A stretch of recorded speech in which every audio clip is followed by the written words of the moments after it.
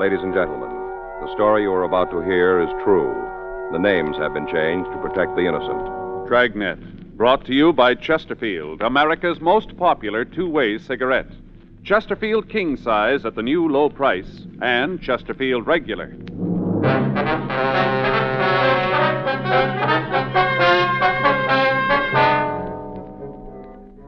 You're a detective sergeant. You're assigned to burglary detail. A jewelry store has been robbed. Merchandise amounting to $5,000 has been stolen. The thief made good his escape. Your job, find him. This is George Fenneman. In choosing your cigarette, be sure to remember this. You will like Chesterfield best because only Chesterfield has the right combination of the world's best tobaccos. Tobaccos that are highest in quality, low in nicotine, best for you. You and I smoke for relaxation, for comfort, for satisfaction. And in the whole wide world, no cigarette satisfies like a Chesterfield. Get a carton of Chesterfield today. Chesterfield Regular, Chesterfield King Size. Both at the same price in most places. In regular or king size, you can get 'em either way. The best smoke ever made's the Chesterfield you buy today. Smokers coast to coast are changing, it's a cinch to do. Here's all you have to say to get the one that's best for you. Chesterfield's for me, Chesterfield's for me. You just say it's Chesterfield's for me.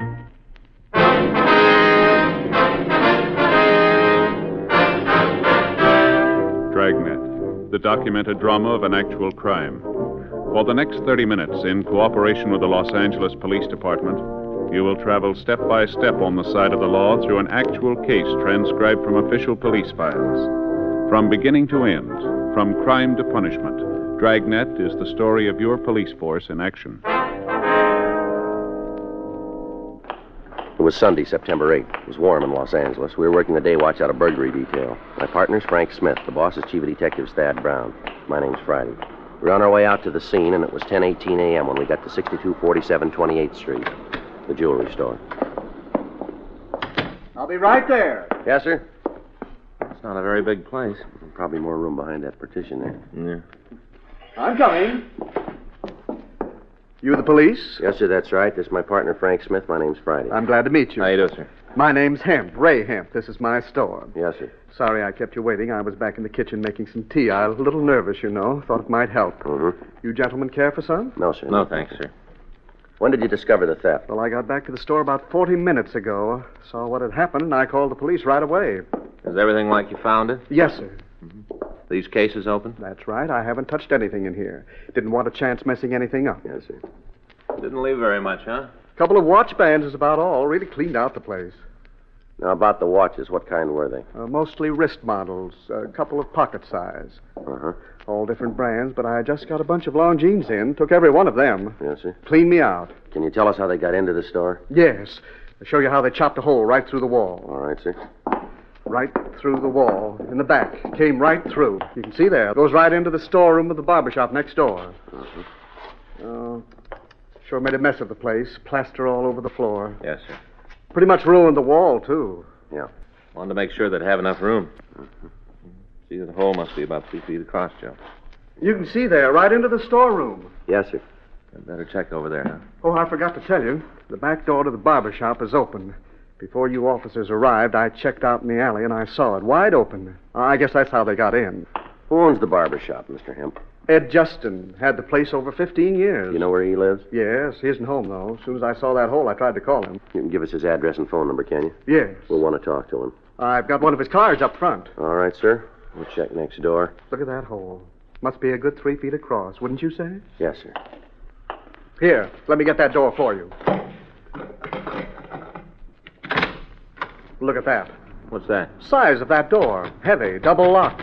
Burglar alarm system out in front. On the skylight up there. Doesn't stop him. Yes, sir. Well, we'll check next door.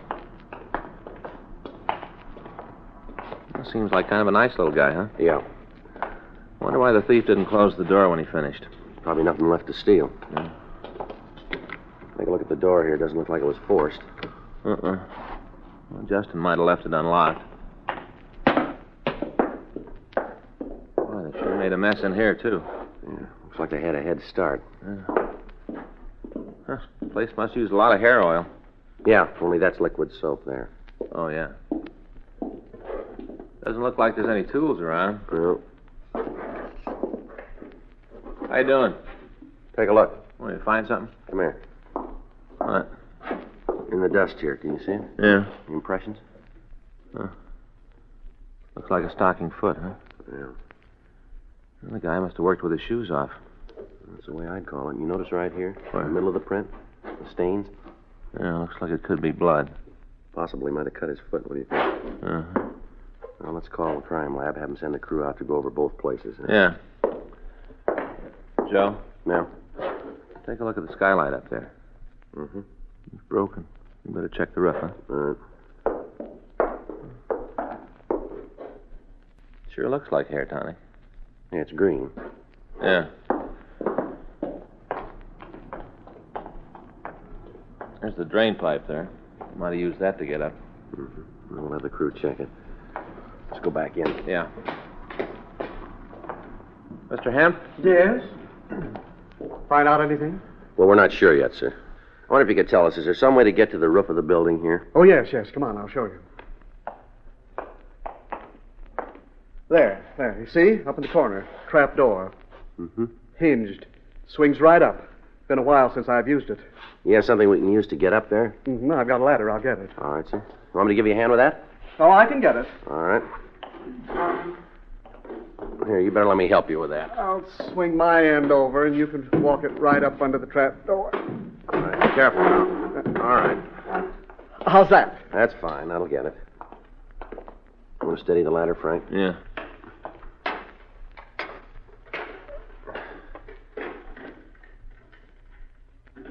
Can you get it? No, this bolt's stuck. Just a minute. It's probably rusty. I told you I didn't use it very often. Yes, sir. Okay, that's got it. Good.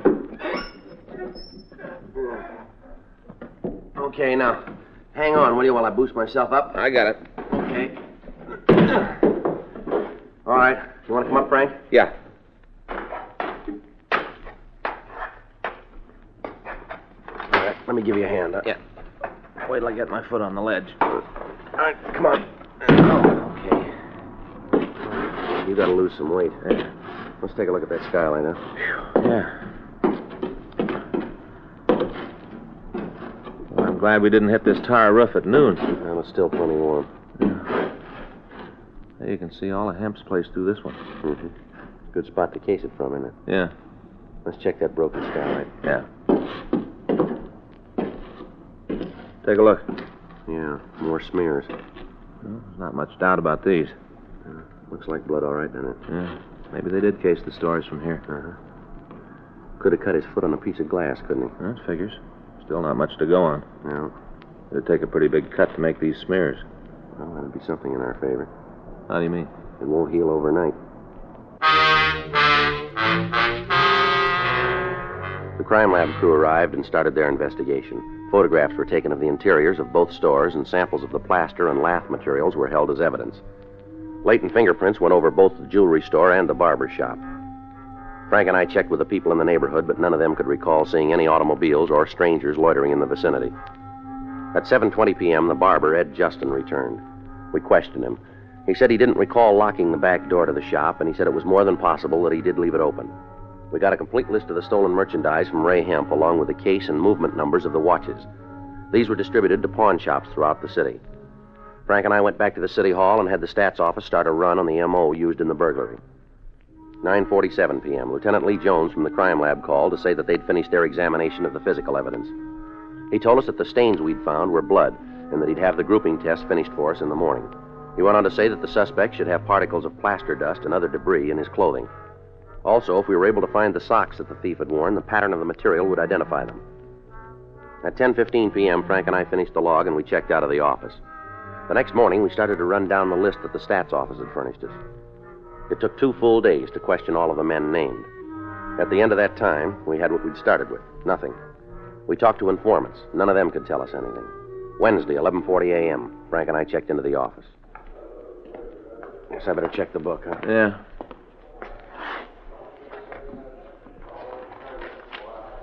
What do you got? Call from Lucarelli over at Narcotics. Yeah? Says they picked up a guy this morning. Luke talked to him and figured maybe we'd want to see him. You say why? No, he didn't spell it out. He saw our teletype on the jewelry store thing. Yeah. It's about some watches.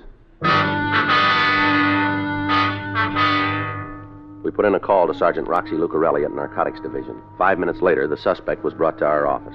He was identified as Frederick Gabriel Garth. He had a record listing several arrests for burglary and narcotics. He'd served 1 term at the county jail on the narcotics charge. He was brought into the interrogation room where Frank and I questioned him. What are you giving me trouble for? I'm clean. They found nothing on me. Is that so? Sure, the marks are old. Been a long time since I had a fix. Uh-huh. Well, what do you want from me? Information? On what? You've been around a while, haven't you, Garth? Sure, I'm a native son. Then you must have a lot of friends. A couple. Any of them selling wristwatches? What do you mean? Well, you don't need a drawing for this now. Any of your friends selling watches cheap? No. You sure about that? What are you trying to build? Well, the way it came to us, you can steer us to a cheap watch. Well, you got it all wrong. I don't even own a watch. If I could buy one cheap, I'd have one. Is that right? Well, sure, I always wanted a good one. Mm-hmm. You know anybody who can lead us to a good buy? Well, what's in it for me? What do you got now? Nothing. Well, you're going to leave the same way. Well, no reason for me to give you a hand, then, is there? Then put it down that we're going to have you in here again. The way you act now will go on the books. How about it, Garth? Who's going to know? You, Smith, and me. For real? Won't do us any good to spread it around town, will it? Okay, I met a guy last night. Showed me a watch he bought for $5. What'd it look like? Gold. Pretty good watch. This fella a friend of yours? I know him, that's all. Has he got a name? Yeah, Victor Gordon. Where'd you see him? Hot dog stand. Well, where's that? Out on Western. Western's a long street. Corner of St. Andrews. What's this Gordon do for a living? I don't know. I just see him around the hot dog stand once in a while. You live around there? Yeah, I got a room near 39th and Western. I don't know the number. It's a big green place. Got those kind of plastic shingles on the roof. Red ones. Mm-hmm. You show it to us? Yeah, a friend of mine has a car. We drove him home a couple of times. Did you get a good look at the watch last night? Yeah? What kind was it? Longines. You're pretty sure about that, are you? Sure, I looked at it pretty good. He took it off his wrist, asked me if I thought it was worth $5. Uh-huh. Well, I told him it was. At least I'd pay that for it. It was a real beauty. All right. Can you give us a description of this Gordon fella? Yeah? We want you to show us where he lives. Well, I've ridden this far. No reason to get off now. You got any more on him? You're going to find out anyway. Yeah? This Gordon, Uh-huh. he's an ex-convict. We checked the name and description of Victor Gordon through R&I. We found that he'd served 1 term for armed robbery in an eastern penitentiary and was not on parole at the time. A check of the ex-convict registration gave us his present address. We also found that he was employed at the Belden Aircraft Corporation in San Fernando. We took Fred Garth out to the address on Western Avenue to verify it for us. He pointed out the house and asked that we drop him off near a streetcar line. After that, Frank and I returned to the rooming house, and we went up to the 3rd floor. We knocked on the door to Gordon's room, and he asked us in. I know what you're climbing on me for. Why all the questions? You ask him to get answers, don't you? We'd like a few. Look, you tell me what all this is about. Maybe it'll shake up my memory. All right, the way we heard it, you were wearing a new watch last night. Well, you got it wrong. Is that so? Yeah, I haven't got a watch. We got it different. Look here. You see one? If I had a watch, I'd be wearing it, wouldn't I? You had one last night, mister. Well, you're crazy. I haven't got a watch. We heard different. Somebody lied to you. I showed you I'm not wearing one. You don't mind if we look around the place? Go ahead. You won't find anything. All right. I'll check the closet, Joe. Okay. You're wasting your time. You're not going to find anything. Well, then you haven't got anything to worry about, have you? Go ahead and mess up my room. Tear it apart. You're not going to find anything. Why don't you just simmer down there? I just don't want to have to put all that stuff back. Joe, Yeah. What do you got? take a look. Found one of the shoes there. 38 Colt. Yeah. How about it? You satisfied now? This gun yours, Gordon? Never saw it before. Found it in your closet. It isn't mine. Won't hold. You want to tell us about it? All right, so you found a gun. Is something wrong? You got a short memory, haven't you? Maybe I got it wrong. I thought you guys were looking for a watch. There's a law that says an ex-con can't have a gun. You ought to know that. How about it, Gordon? All right, get your coat. Want to take me downtown? You called it. What charge? We'll let you know when we write it up. It's a bad beef. Oh, yeah, sure. Well, it is. I don't know what you're after, but I had no piece of it. You want to get the watch? It's in the medicine cabinet in the bathroom. All right, you sit still. I'll get it. I bought it. I paid $5. We'll get to that. How about it, Joe? Yeah. You got a pen knife? Yeah, give it here. I'll open it. All right. You want to give me the number? I'll check it against the list. Yeah. Wait a minute. Wait a minute. It's kind of hard to see. It's 1, 6, 7, 5, 8. I think the next one's a 9. Let me see then. Yeah, that's a 9. Is it on the list? Wait a minute. Look, I didn't steal it. I was wrong about the gun, but I didn't steal the watch. Look, just sit still. How about it? No, it's not here. Wait a minute. Try the other side. Mm-hmm. Gordon, you're in trouble. Yeah, I know. The gun. No, that's only half of it. This watch. Yeah? It's listed as stolen.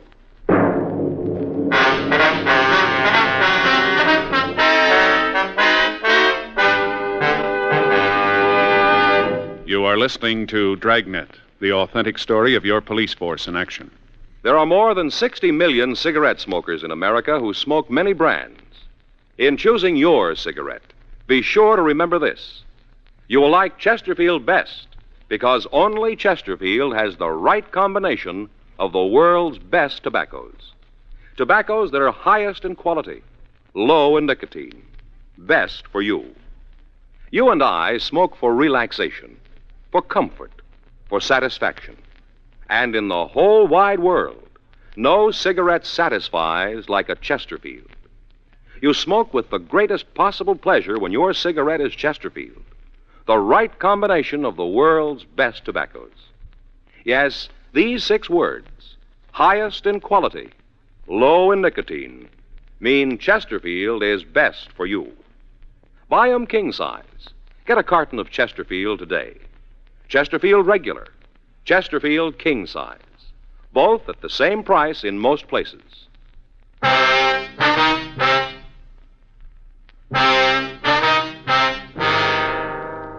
The suspect was taken downtown and questioned. He continued to deny any part in the thefts. We put in a call to the place where he worked, and we verified that he'd been there on the night of the burglary. After a half hour of questioning, Victor Gordon told us about the man he'd bought the watch from.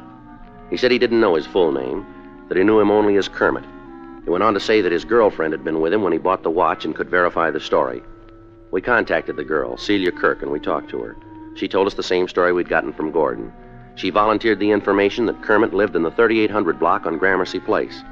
She also told us that his girlfriend lived in the 2900 block on 9th Avenue. We got a complete description of the man, and we checked it through R&I. We came up with a package for a Kermit J. Wayne. When the mugshot was shown to Gordon and Celia Kirk, we got a positive identification. Wayne's arrest record went back to the time he was 15. He was listed as an expert safe burglar and had used a tunneling M.O. on several occasions. Gordon was booked in at the main jail on a charge of violation of the Dangerous Weapons Control Law of 1923, Section 2. 5:40 p.m., Frank and I left the office and drove out to the address on Gramercy Place. Wayne lived on the second floor rear. He wasn't there. In the company of the landlord, we went through his room. Pretty dirty. Yeah. You want to check the dresser? I'll get the trunk. Yeah.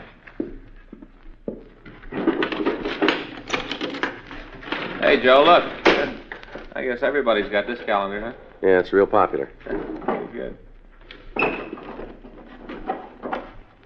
Hey, look at this. Did you turn something? Yeah? Drawer full of dirty T-shirts. You gotta put them someplace. Well, I'd have gloves for this job. How you doing with the trunk? There's nothing much in it. More of those calendars. Wayne must be a fine arts patron. Dirty shirts in this one. I don't know, maybe the guy hasn't heard of laundries. What do you think? Well, the trunk checks out. Well, I ain't like that. I should have known. Hmm? Dirty socks, whole drawer full of them. Well, he's neat anyhow. Huh? I'll check the closet.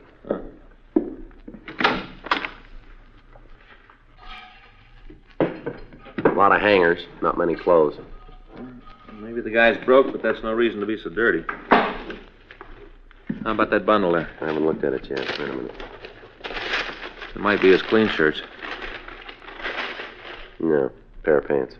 Figures. They're dirty, too. Wait a minute. Something in the pocket here. Pair of socks. That makes you wrong. What? If he was so neat, they'd be with the others. Well, maybe he had a reason for keeping them here. Why? Take a look. He had a reason. Blood on this one.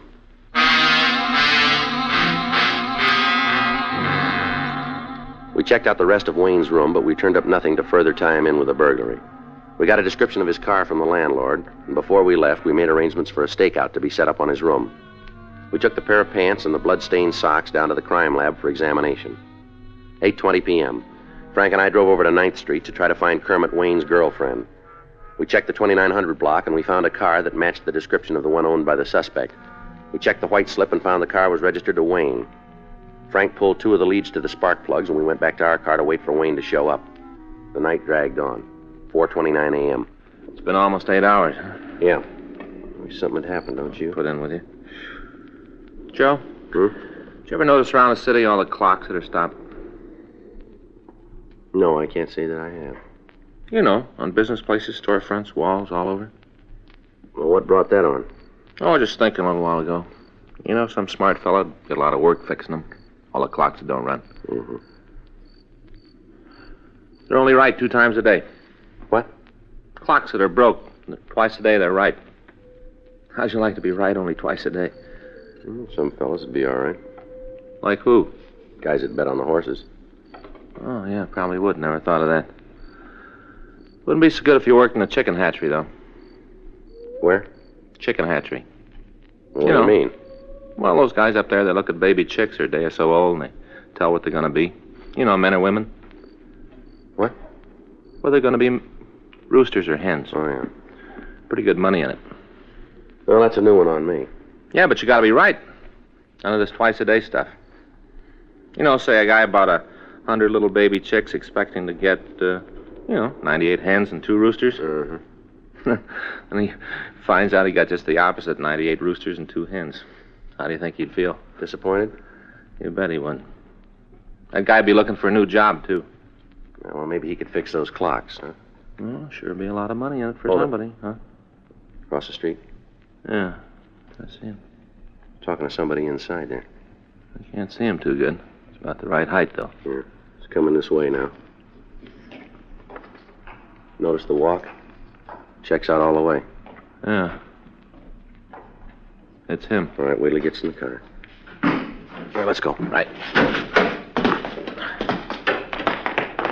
Hey, fella. You Kermit Wayne? Hey, what is this? Police officers. Are you Kermit Wayne? Yeah, why? Get out of the car. Come on. Keep those hands where we can see them. Why you want to talk to me? Come on, get out. Just put it down the way you walk, huh? This don't make It sense. does to us. What do you mean? You limp.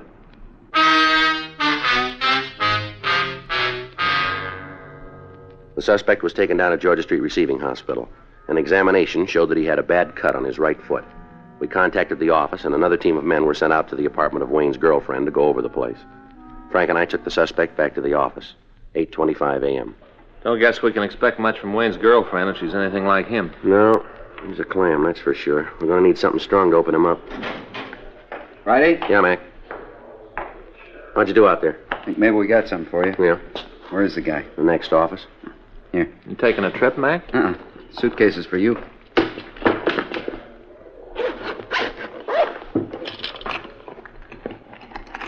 Watches, rings. Wayne's girlfriend didn't know it, but she was in the jewelry business. Oh, look at this. All on jeans. How about the serial numbers? Haven't checked them yet. As soon as we found this, we came right over. All right, we'll run them. Do you have any trouble? No, really. She was pretty cooperative. Didn't see what was going on. Mm-hmm. We told her Wayne was in custody, gave her a big story. Tells easier than it was. How'd you locate the stuff? When we told her about Wayne, she remembered the suitcase he wanted her to keep for him. Mm-hmm. He told her it was some war souvenirs. Didn't like to leave them in his room. Mm-hmm. Real surprised when she saw the contents. Then she got mad. Said he'd always promised to buy her a good watch. Never had. Well, she can start looking for a new Santa Claus, huh? Yeah. Wayne won't be shopping for some time.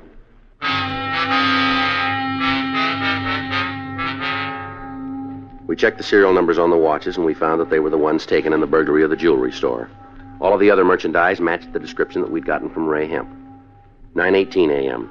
All right, you want to tell us how you cut your foot? I'm giving you nothing. You did it on the skylight over the barber shop, didn't you? You tell me. I don't know. Maybe I cut at the beach. We don't think so. I want to see a lawyer. I'll talk to him, but I got nothing for you guys. All right, we got something here we want you to see, Wayne.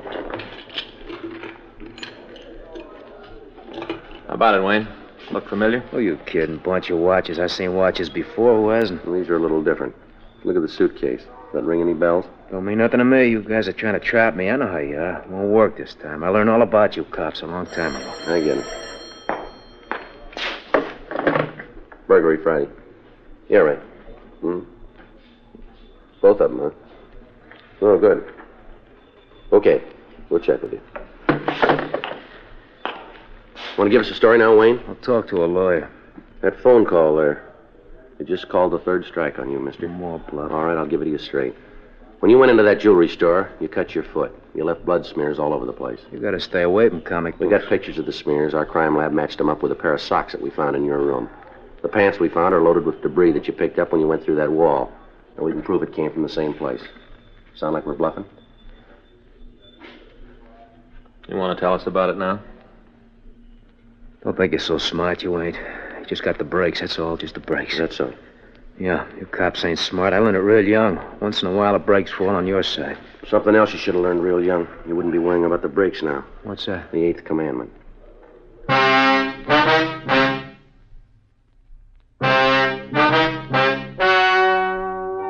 The story you've just heard is true. The names were changed to protect the innocent. On January 16th, trial was held in Department 98, Superior Court of the State of California, in and for the County of Los Angeles. In a moment, the results of that trial. Now, here is our star, Jack Webb. Thank you, George Fenneman. You know, almost 100 years ago, Charles Kingsley wrote this about tobacco. He said, "Tobacco is a lone man's companion. It's like a bachelor's friend, a chilly man's fire." Well, I like to think these words describe what Chesterfield means to millions of smokers today. The right combination of the world's best tobaccos, the best cigarette ever made. Chesterfield, highest in quality, low in nicotine. Best for you.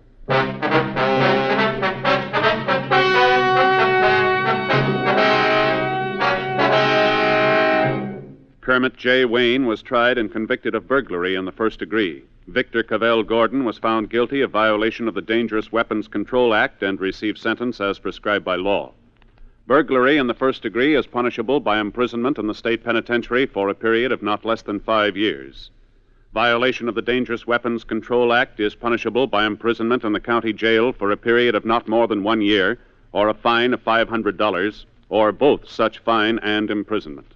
Ladies and gentlemen, the Dragnet feature motion picture will soon be showing at your local theater.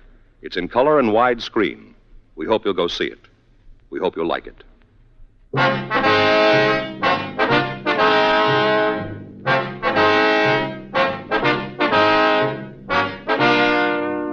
You have just heard Dragnet, a series of authentic cases from official files.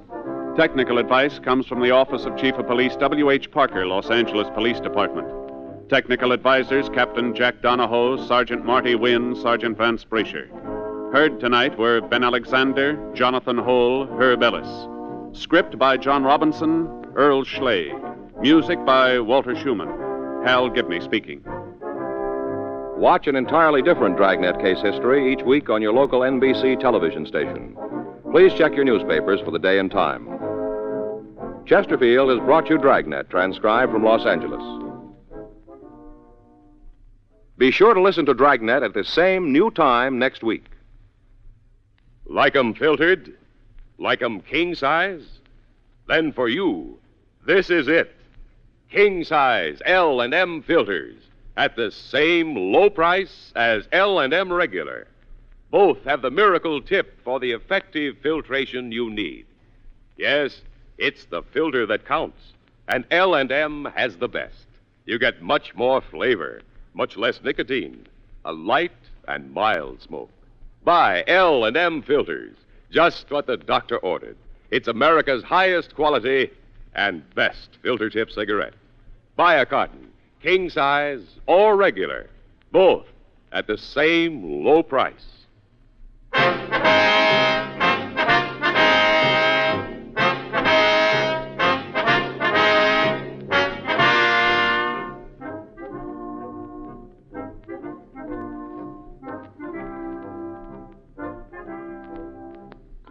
Lux Radio Theater presents Wuthering Heights tonight on the NBC Radio Network.